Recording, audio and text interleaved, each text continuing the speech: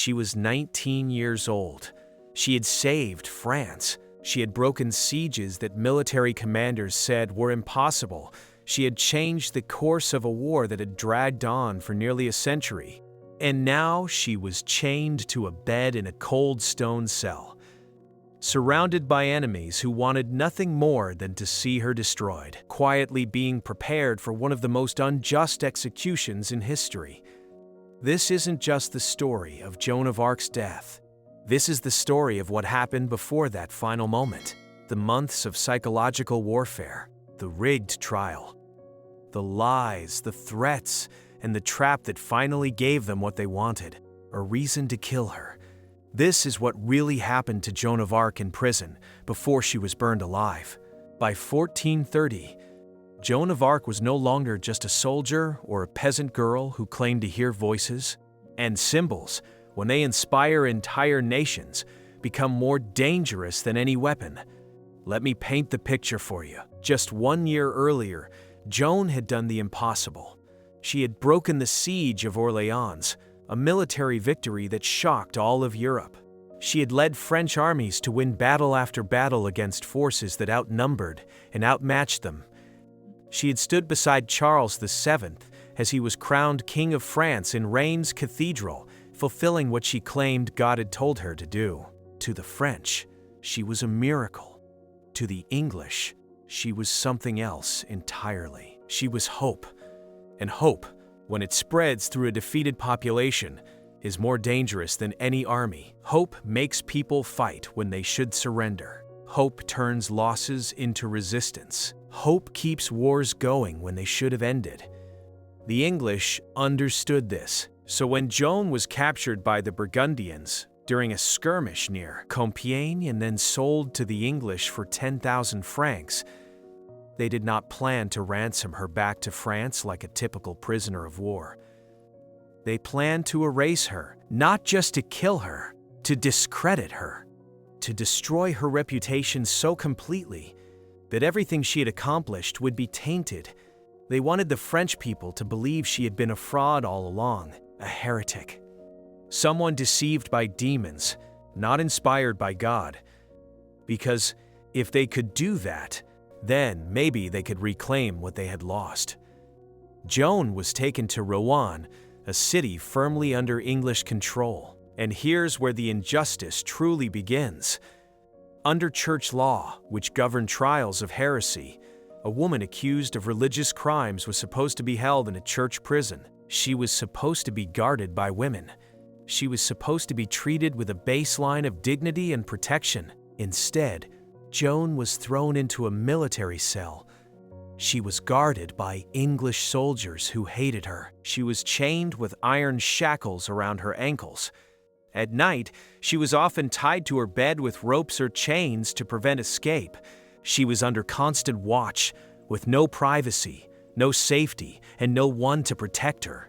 She was alone, 19 years old, in enemy territory, surrounded by men who despised what she represented and who had every reason to humiliate or harm her. And worse still, this imprisonment was completely illegal under church law. But by this point, the law no longer mattered. The English controlled the region, they controlled the trial, and they controlled the outcome. The question was never whether Joan would be found guilty. The question was how long it would take to break her into confessing. They did not rush to kill her. They wanted something first, a confession. Day after day, interrogators came to her cell. Theologians, clerics, lawyers, all working for the English or their Burgundian allies. They questioned her relentlessly. They threatened her with torture. They promised her mercy if she would just admit that her visions were lies. They mocked her background as an uneducated peasant girl. They tried to confuse her with complex theological arguments designed to trap her into saying something heretical. They wanted her to say, in her own words, that everything she had done was inspired not by God, but by demons or her own delusion. They even brought torture devices into the room to frighten her. Racks, chains, tools of pain, but they rarely used them. because a confession extracted under torture could be questioned. It could be dismissed. People might say she only confessed to stop the pain. But if she confessed willingly, if she betrayed herself, that would destroy her completely. So they played a psychological game. Isolation, intimidation, exhaustion, constant pressure with no relief. But Joan did not break. The trial officially began in January of 1431. It was led by Bishop Pierre Cauchon, a man who was politically loyal to the English and who had every incentive to deliver the verdict they wanted. The outcome was already decided before the first question was asked. They accused Joan of dozens of crimes, but the main charges boiled down to this. She claimed to hear voices from God. She wore men's clothing, which was seen as a violation of divine law. She refused to submit to the authority of the church, and therefore, they argued, she must be inspired by demons. The trial was not designed to seek truth. It was designed to create a legal justification for execution. They asked her trap questions. Questions where any answer could be twisted into evidence of guilt. One of the most famous came early in the proceedings. A theologian asked her, "Are you in God's grace?" It was a brilliant trap. If she said yes, she would be guilty of the sin of presumption, claiming to know God's will with certainty. If she said no, she would be admitting that she was in a state of sin, which would support the claim that her visions came from demons. Joan paused, and then she gave one of the most remarkable answers in the history of legal proceedings. "If I am not, may God put me there. If I am, may God keep me there." Even her judges were stunned into silence. But it didn't matter. No matter how well she answered, no matter how clever or faithful her responses, the trial continued. The pressure mounted, and slowly, they began to wear her down. After months of interrogation, they realized something. They could not break her spirit, so they decided to trick her instead. In late May of 1431, they made her an offer: sign a confession, admit that your visions were false, renounce your sins, and in return, they promised you will not be executed. You will spend the rest of your life in a church prison, but you will live.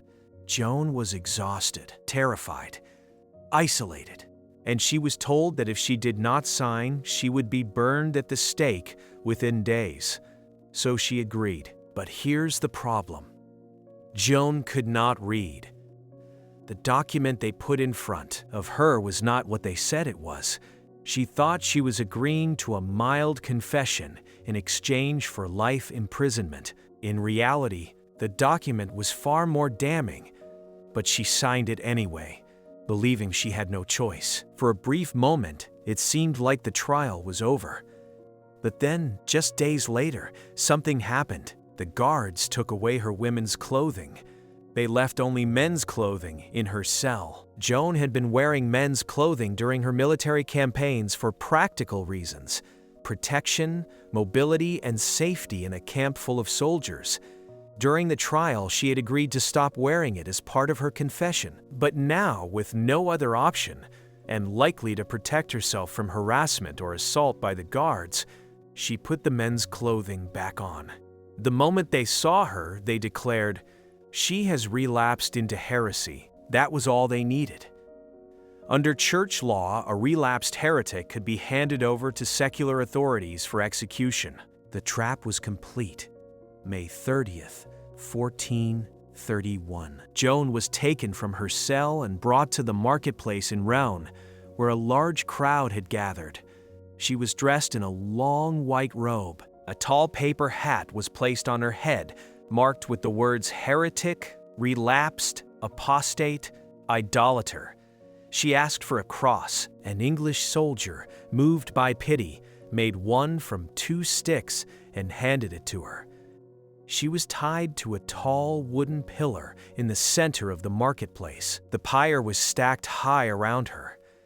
Before the fire was lit, a priest gave a final sermon, condemning her and warning the crowd of the dangers of heresy. And then the flames began.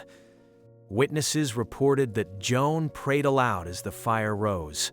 Her last words, repeated over and over, were, "Jesus, Jesus, Jesus, Jesus." Even some of the English soldiers wept. One of them, according to later testimony, said aloud, "We have burned a saint." Her ashes were thrown into the Seine River so that nothing would remain. No relics, no grave, no trace. They wanted her erased from history, but history does not forget. 25 years after Joan's execution, the political situation in France had changed. Charles VII, the king she had helped crown, ordered the church to reopen her case. A new trial began. This time, the investigators examined the original proceedings. They interviewed witnesses, they reviewed the evidence, and their verdict was clear. The trial had been illegal, it had been corrupt, it had been unjust from the very beginning. Joan of Arc was declared innocent.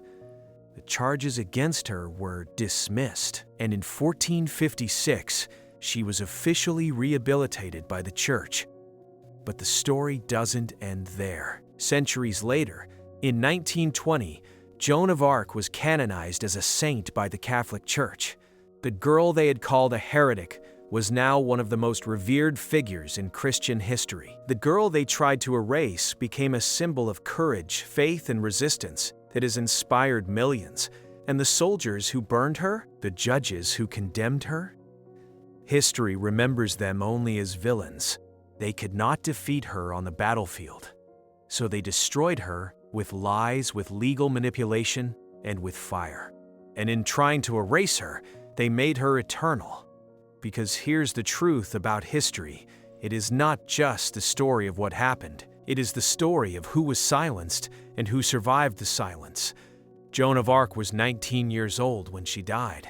She had no army to protect her, no family to rescue her, no political power to save her. But she had something else. She had conviction. She had faith. And she had the courage to stand by what she believed, even when the entire world told her she was wrong. And sometimes that is enough. Fire does not always destroy. Sometimes it reveals. Sometimes it purifies. And sometimes it transforms a person into a legend. This is History Explore, where we don't just tell you what happened, we tell you why it still matters.